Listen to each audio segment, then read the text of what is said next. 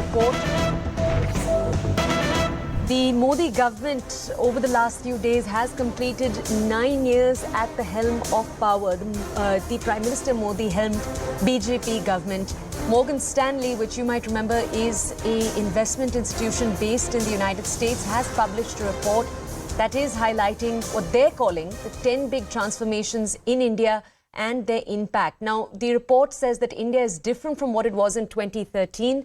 It also argues that in a short span of 10 years, India has gained positions in the world order with significant positive consequence for the macro and market outlook. You might remember that in the last few days, we've seen varying different looks at what the last 9 years have looked like, with some economic experts arguing that there is still serious fragility to India's growth and prosperity story, and arguing that this should not be phrased as an entirely successful last 9 years. So there are two contrasting views that we've seen come forth in the last few months about what the last 9 years have looked like for India's economic story.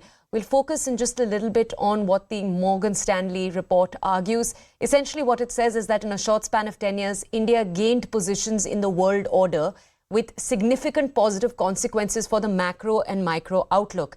At the same time, what economists have argued is that if you look at the four components of GDP, private consumption, private investment, government activities and net exports, they are all sputtering. So two different outlooks here. My colleague Pallavi Ghosh with us to bring us more context on this Morgan Stanley report. Pallavi, good morning. Thank you for joining us. Pallavi, could you tell us what it is that the Morgan Stanley report is saying in its entirety? So it's essentially a huge thumbs up that they are giving to India's economy. And what they are talking about in that report is talking about basically how the economic and the whole 23 or 2013 onwards. It talks about how 2013 onwards, there has been a complete significant shift as far as the macro, as well as the market outlook is concerned, and how essentially India has seen a growth story. It's making some very important prediction, and I think this is very significant also for the reason that just yesterday we saw the RBI statement and the RBI's annual report, which actually predicted a 7% growth as far as the Indian economy is concerned. Now, at a time when there are questions are being raised, Toya, about whether India is actually seeing a growth story, where there's unemployment, rising prices, and so on and so forth, and what really is going to be a post-COVID economy for India, though, the finance ministry repeatedly has talked about green shooting of the Indian economy.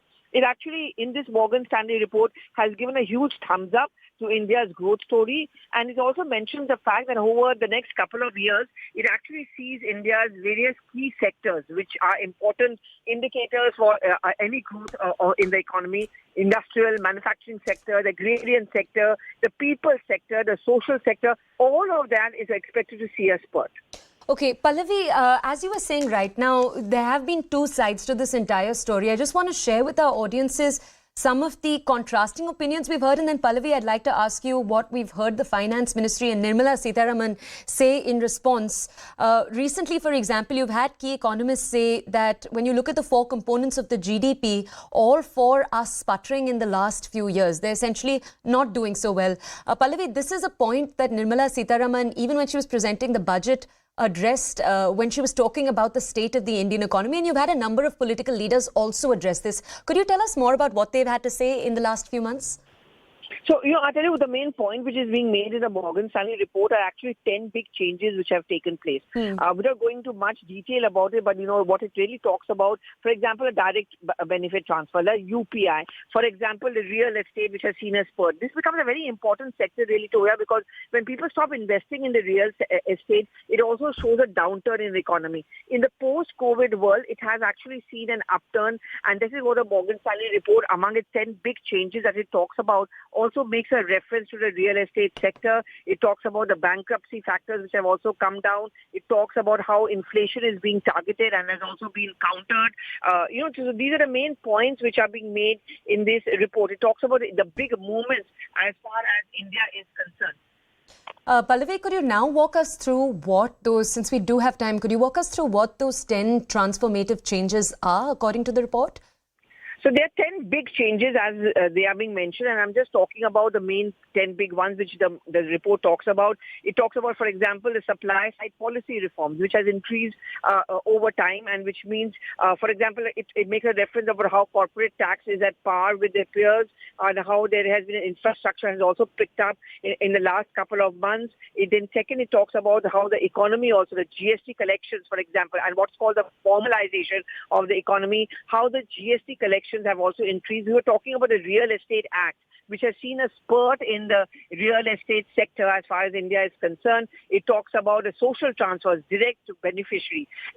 For example, the Prime Minister often talks about it, going straight into accounts of the women, of the Kisans, of the poor people. That's also it talks about. It also talks about how the bankruptcy code, that's one law which was formulated by the Parliament. It also deals with, for example, the loans which are taken, the corporate debts which has started coming down. There's a flexible inflation targeting which talks about how inflation has been, controlled. Then the FDI, how our FDI has increased. That's one point it talks about. The eighth point is talking about the 401k movement, how India's exchange has increased, how the inflow into the economy has also increased over the years, and how the government has also supported as far as the corporate sector is concerned.